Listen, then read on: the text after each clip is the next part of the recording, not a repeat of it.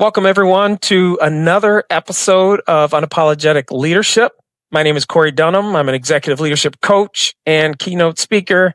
And today I have an esteemed guest, Francisco Quevedo, who's an assistant professor of professional practice in the marketing department at Rutgers Business School.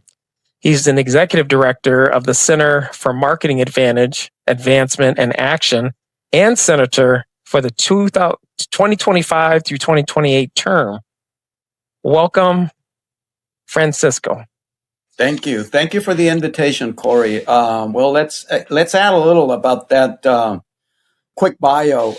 Let me tell you a little anecdote about myself. I started selling, which I think I am. I'm just a salesperson with a PhD. That's it. I started selling when I was 4 years of age. I started school pretty early, and I used to get home with my pockets full of marbles and my pockets full of money. And my dad would ask, where'd you get the money? And I'd say, well, I sold marbles. But I see all the marbles there, and I'd say, well, I won the marbles, and I'd sell them back. All right. So I started selling when I was 4 years of age. And that day, I still remember, he tapped my shoulder and he said, you should study business, son. So I went into business school and I got a master's degree in business, an advanced degree, and then the doctorate. But basically, I studied what I was born to do. So I'm in the business of selling ideas, selling direction, and of course, selling results. That's how I would define myself. All right. You already described the jobs that I do, but I think that it is important to mention that I bring real life projects into the classroom at a rhythm of roughly 10 per class. And I'm teaching, for example, this semester, 3 classes that have experiential learning projects. So I'm, let's say, grabbing 30 businesses, nonprofit organizations, and government agencies and bringing them to the classroom so the students can learn by doing, right? I love that. This is something for me that's very important because I just found out I was invited to a meeting, which they call the community engaged faculty meeting. And I find out that I'm not alone. And there's there's 60 people around.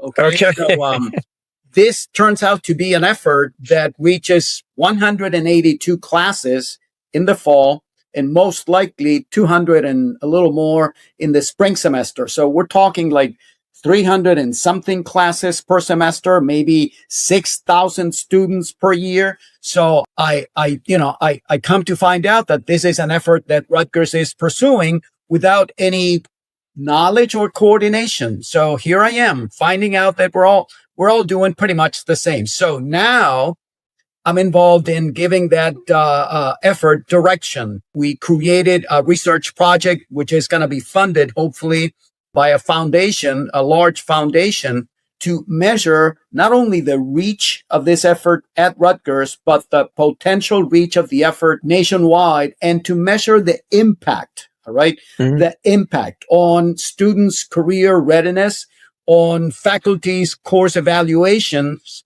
and on the partners, let's say businesses, nonprofit organizations, and government agencies, on the partners' performance. All right. So we're going to measure the impact, and in measuring impact and reach, we're going to be able to project nationwide impact and to perhaps come up with some, let's say, practical recommendations on how to make this effort worthwhile. It should be reaching 1.7 million students nationwide, and it should be reaching 880,000 businesses, nonprofits, and government agencies nationwide. So I think it is worth the effort. It is worth coordinating. It is worth studying, researching, and putting some meat into it. That's what excites me. Let's put it like this. This year, we're going to start measuring as soon as January. Oh, that's fantastic. That's awesome. Yeah, I think I've been an entrepreneur for over 30 years. My dad started our family marketing business that we still have. He started it back in 1980, roughly a decade before the internet. And it's been 45 years this year. And just the whole idea of entrepreneurship, studying that, making it accessible to especially young kids nowadays to have that experience and hands-on. So I love that experiential piece of everything. So, and just for a quick question, a question that came to mind, just in terms of the huge impact of all this, which I'm just amazed by it.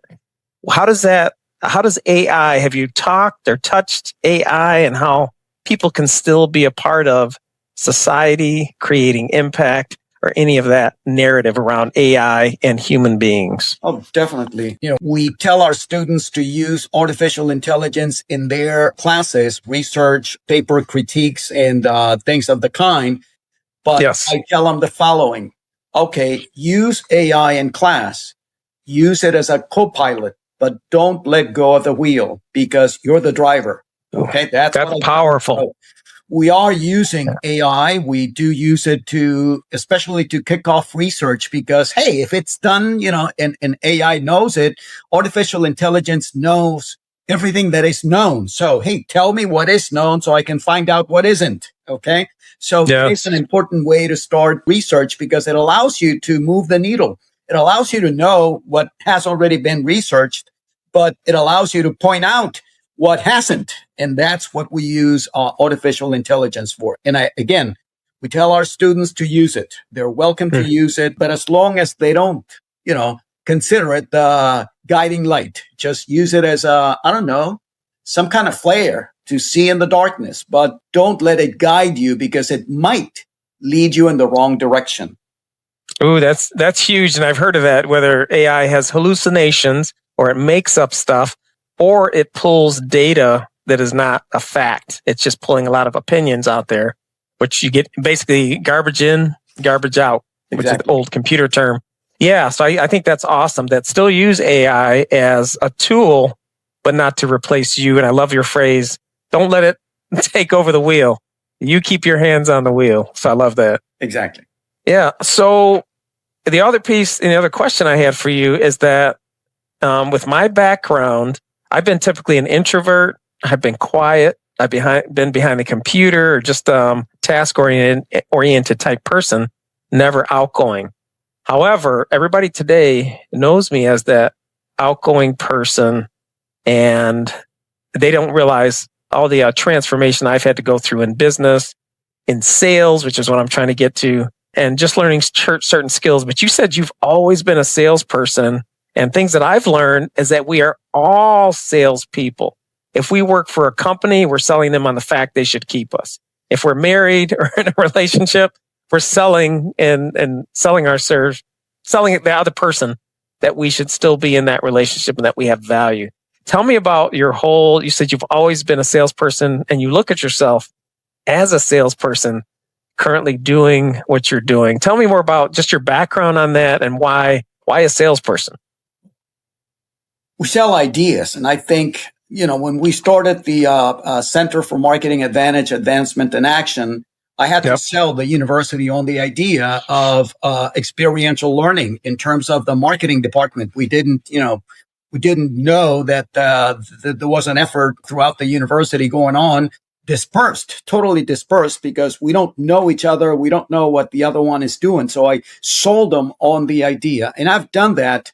Hopefully I'll tell you within this conversation, at least two big examples of this. Selling ideas means putting your project up front and letting that project lead you all the way through. And sometimes that project leads people. There's something that I know you wanted me to mention was biggest leadership lessons. Okay. And tie in this leadership lesson to what I've done. Okay, David Brillenborg, I'm going to say it in American English. David Brillenborg, who owned 2 banks, an insurance company, and several other businesses. I was his project manager. And I started the insurance project. And eventually he told me, you got to lead it. So you're going to be the general manager of the insurance company. And we started growing because he had this banking connection. We started growing, exponentially and perhaps too fast. We went, from being nobody within the first year to being perhaps the 25th largest firm in the market. So I remember him telling me when I told him I'm a bit worried because we're growing very fast. And David said, keep growing. We'll count the money later. And that was a leadership lesson to me. It meant go forward and you kind of get organized as you run along. So it's like fine tuning your car while you're driving it. Okay. Right, Matter of fact, you're in a race and you have to fine tune it as you drive it. That was the lesson David gave me. So applied to Rutgers, the center was born, let's say 9 months ago, almost 10. From that month when we were born at the beginning of the year, we have brought in 20 projects. We've connected with what could be as many as 182 classes doing the same. We've held 2 events for outside organizations. We've presented 2 grant requests. We have published 3 newsletters, and 1 is right now being published. And we have 2 research papers in progress. All right. It's basically the same idea. All right. Just grow, just go for it and try to get organized as you go, and win the race. So this is what we've done. And now I find myself sometimes wondering, can I put it all together? Right now, I'm conducting a research project for a school within Rutgers that we've been noticed. So people are coming to us and saying, can you help us with this? Can you help us with that? So it isn't only firms and nonprofit organizations. It's the university itself.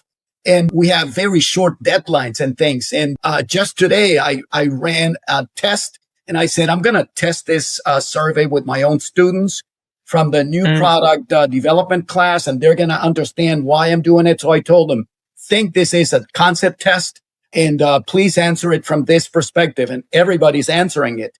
But I'm running against time. And sometimes I feel, do I have the organization to run at this page? I don't.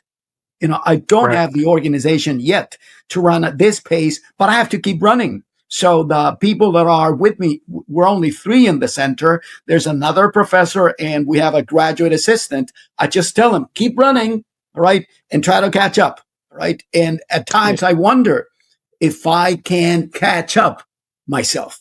Right. That's the lesson. I'm just waiting to count the money later, organizing the process as we go through. But hey, coming up with these results. Yeah, no, I think that's amazing. And at least a couple of things came to mind here. I just had a conversation too, just the other day, in terms of as a leader, you are heading into territory many times that hasn't been discovered yet. So there's no foundation. So that's what being a maverick, a leader, a business owner, and another similar analogy for being an entrepreneur is basically jumping off of a mountain and then building the airplane on the way down as you jumped off, not having it complete, but just going out there. And then the other piece that I wanted to mention too is just the whole idea that, let's say if we were to go out a year or 2 years from now and you were to look back at what has happened to get you either to your goals or to the innovation that you're at, that a lot of things, if you weren't moving, a lot of these answers wouldn't have come out or wouldn't have come up because you weren't doing anything to be on that bleeding or leading edge to even ask the questions of, okay, we're here now. How do we solve this problem? But because you're continually moving and have the attitude and mindset, okay, the answers will reveal themselves, or the new questions and clarity and innovation is going to reveal itself. But if we're not doing anything, we're only basing ourselves, the university, our businesses on what has happened rather than what can be, then yeah, it's you kind of stay stuck back in the past many times instead of, okay, let's move forward a step and let's see what questions come up. And if we look at, and I've said many times, and I'm a Christian, and one of my biggest values wasn't until 2 years ago when I was roughly 54 years old that I started sharing my faith, my values, where they come from with people outwardly, even though I've been living them for over 30 plus years. But many times, if we are holding ourselves back and just trusting in the way we've done things always in the past, then it's pretty crazy how we kind of get stuck or limited in what's possible. But I love how you're saying that even the university, rising tide raises all ships. when you're innovating in these areas of development for business and doing these surveys, you're taking it to your students immediately. Hey, check this out. We need some input. And this is a great creative way to get some feedback without having to go out and pay surveys, and it's going to take time and all this other stuff. But I just really enjoy how you're taking advantage of the moment and the environment that you're currently in to help those students, to help the classes, to help the university, and then ultimately help businesses. And as you talked about, impact. And have you always had this kind of innovation, or is this one of maybe the scariest times that you've ever been in, that you've been moving so fast and you don't have all the answers? I don't know if it's always been this way, or maybe just the recent time. I don't know. I guess it's been with me all my life, and I'm studying now. As you said, entrepreneurship. Okay. That's a quick mention. Entrepreneurs do what they know how to do. If I know how to cook, I'll create a restaurant. I'll learn about marketing and other things later. Okay. So I've always been, let's say, an innovator, or at least entrepreneur. When I was 19, I started my first business. And I remember when we started, let's say more formally, different organizations in 1987, we were sitting in my house, and there was a group of people that worked with me in other companies for other people. And we got together and we said, all right, let's start our own businesses now. And how much money do we have? And honestly, we didn't have much. And that was maybe 40 years ago. And the businesses stayed through all the, time after that. So it was a bold move. We didn't have enough money. We had a lot of knowledge, and we had the will, right? And I think if there's a will, there's a way, and we'll find the money. So we did it. And we continued through more than 30 years doing exactly the same. So I'm repeating at Rutgers what I've done in other instances and for other organizations. All right. So it's just the way. We'll count the money later, as I. Yeah. Yeah, I like that idea. Yeah, it's with some of, like I said, some of my formal ways of thinking and my mindset is just, I always wanted certainty for everything. But when you have certainty and security, that means you're probably not, once again, you're not moving forward. You're not learning new things at a decent pace. You're kind of holding on to what was. And many times what does create certainty in the current things is learning new things, new directions to go, new frontiers, all those different types of things. And I think that if people understand, especially in the sales area mindset, they were all in sales, because it seems like, 95% of people do not like the idea of sales, and we're all doing it. But if we realize sales is really a transfer of value, somebody pays money and they get a product or a service. So it's really a transfer of value. And if there truly is value, then there should be sales. And of course, that's what makes the world, at least our economy, go around is the revenue, the profits. So everybody can improve their lifestyles, and we can help and create more value for the future, not just take. That's another area. Yeah. So yeah, I think this is great. And you say these programs are only less than a year old. I mean, did it take you a long time to sell some of the departments, or I don't know who you have to get approval through, but did it take you a long time to sell into this, or? No, it started with nonprofit organizations. I sold them on the idea that Rutgers wasn't doing enough for teaching nonprofit marketing and helping nonprofit organizations. So they created with me a lab, and I started that lab maybe 2-3 years ago. And when they saw that we were being successful, they said, well, there's these centers here for marketing research and marketing advancement. Let's just merge them into your lab. Let's create one big center, and we're going to put you in front of it. So you do exactly the same. That's what we've done. We have basically 3 goals: bring projects into the classroom, help nonprofit organizations, businesses, and government agencies, and bridge research, create research opportunities for us and for doctoral students and other professors to help these businesses and these students. And we're doing exactly those 3 things.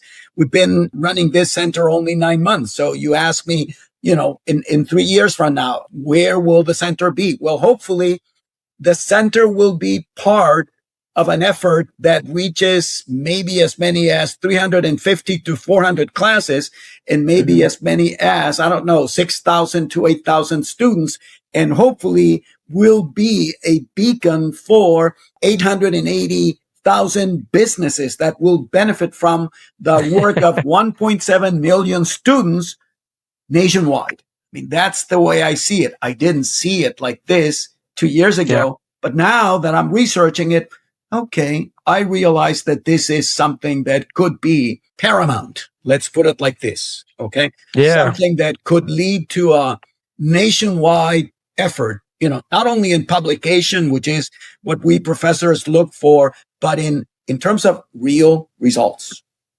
Yeah, I think that's amazing. And one of the other side things that I thought of too is I've had a lot of conversations around what are we doing with the next generation? How are we investing in them? Because if we're not investing in that next generation and people are only looking at the tech side, that AI is going to be replacing a lot of jobs in these different areas.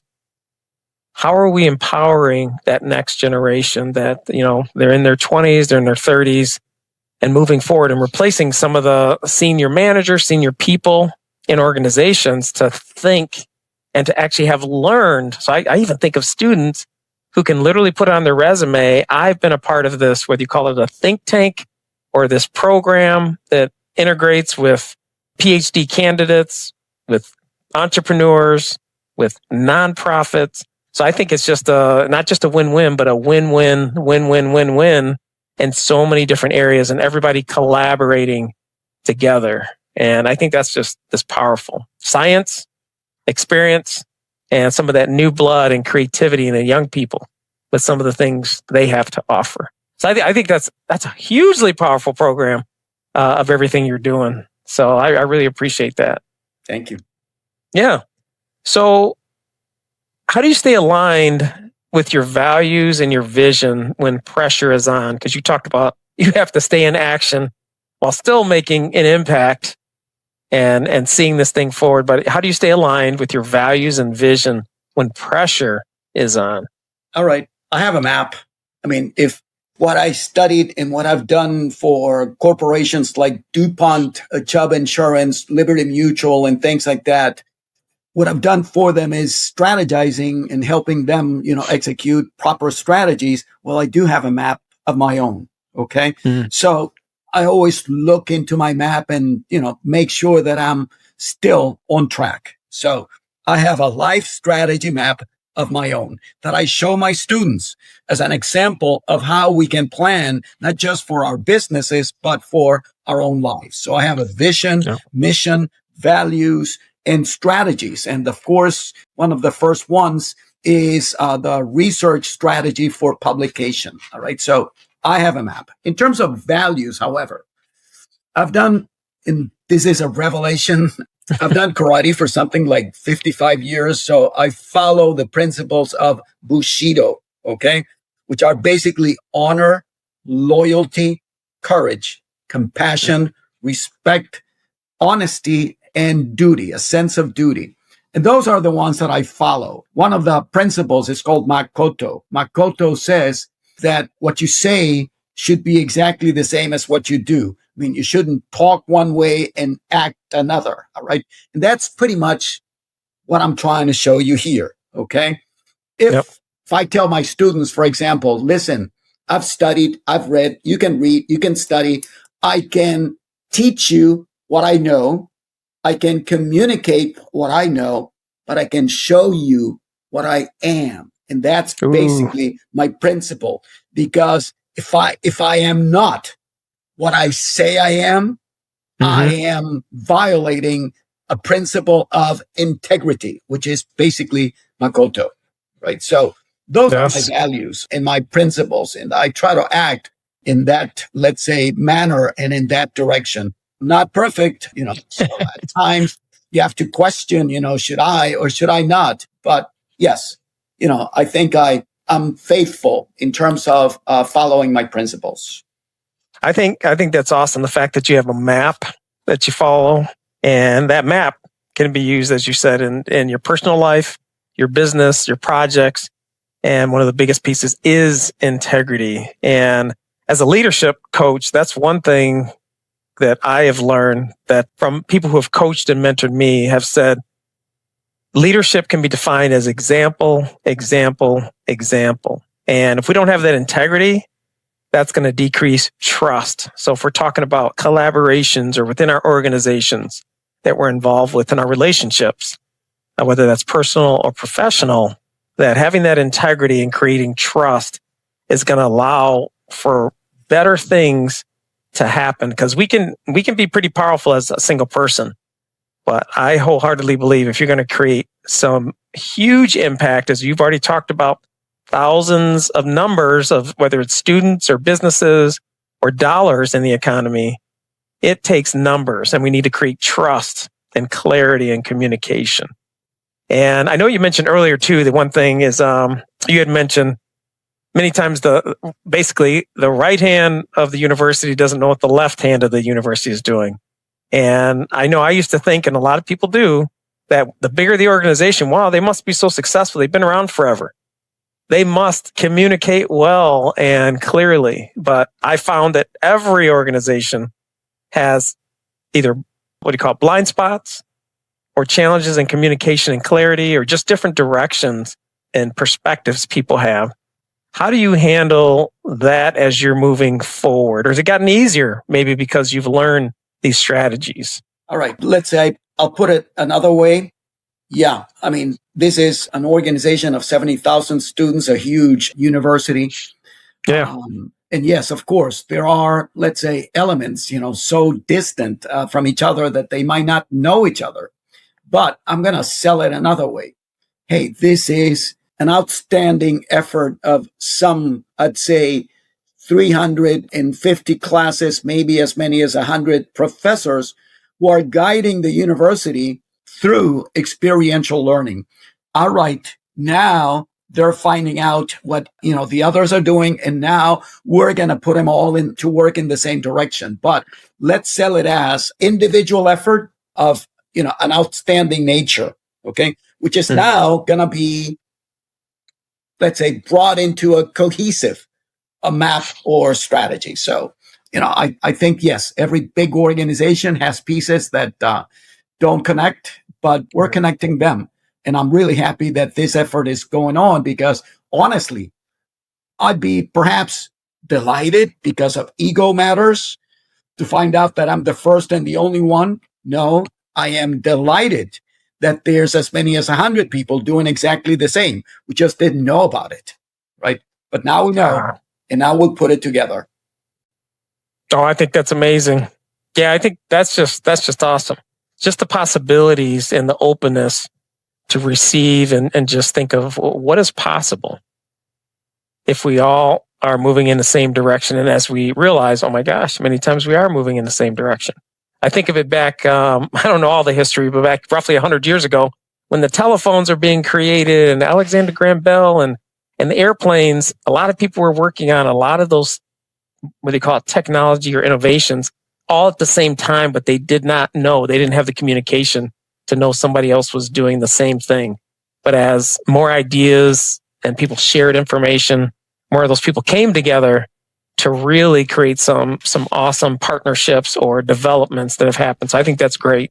Another area is, I know we talked about this a little bit, but my question is, what role has either your faith or inner conviction played in how you handle fear or tough decisions?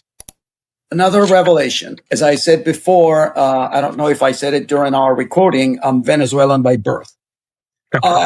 Since I work in strategy, I was behind the strategy that gave Chavez his first defeat when he tried to turn Venezuela into a socialist constitution.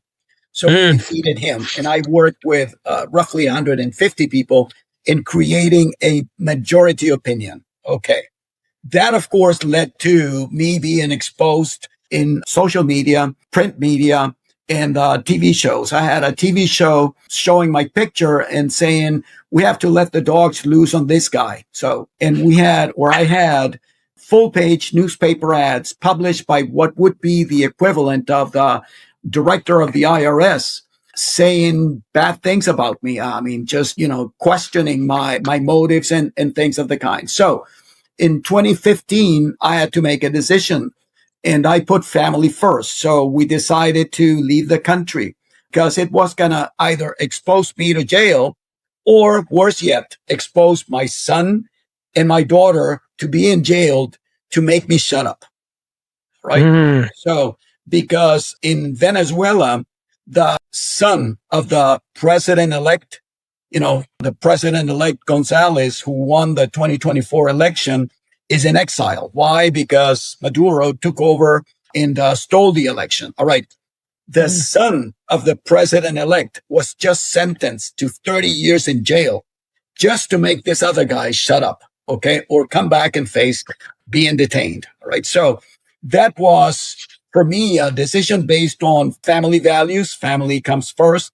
And it meant jumping into the vacuum. I mean, into the nothingness, because I went from being an owner and boss to being unemployed student and eventually 3 months later working for somebody else. Right. So that jump into, the nothingness has, of course, generated results. My daughter is in medical school after getting a master's degree during these years. I've published maybe 15 times. I've created all these things. I've presented in conferences 2 this year alone. So it was, a big risk that I took, but it's, generated results because I maintained the same principle. I not only jumped, I walked a few steps back and I really jumped, full speed. So let's see what's there. And it turned out all right. But it was based on inner convictions. If I stay here, my family is going to suffer because I'll be in jail or they'll be jailed because of me. Right. Wow. Yeah. And I like that you say you put family first, because that's a huge value of mine too. It's family. And that's, I think, where it starts. Our conviction starts. For me, it starts with my faith, then family, and everything we do in the business world. Usually, it's what we're doing. It's what we're taking care of in our personal world. So I think having a huge focus and starting point when it comes to inner conviction, family is a great one to start from and to consider. So now I think that's amazing. And those kinds of risks that you're talking about, a lot of people aren't willing to take those risks. They don't want to look bad in the public, on the media. They don't want to sacrifice potential, like you said, jail time, to have jail time, or their family to have some consequences because of that. So I think that's huge in terms of your courage that you're willing to take. And have you always been this way, even when you were a young kid, or this is just over time as you've moved forward in life? No, I think it's in my genes. I was always, feisty, I'd say. Always. Okay. For being like that, one of my friends last week, he was the president of DuPont in the Andean region. He was sent to jail last week for a few days. He's now at home, but he has to be showing up in court or at the police. I think it is every week. So he's suffering what I would have suffered. But they let him out because he's 71 and he has some medical conditions. And they said, well, he's not involved in anything like extreme. He's just technocrat. So let's just keep him, on a leash or something like that. So this is something that's going on right now. But I've always been one to challenge what I feel is undue, unruly authority. Okay. When I feel something is wrong, I'm one not to shut up. I'm always, outspoken. I've always been outspoken.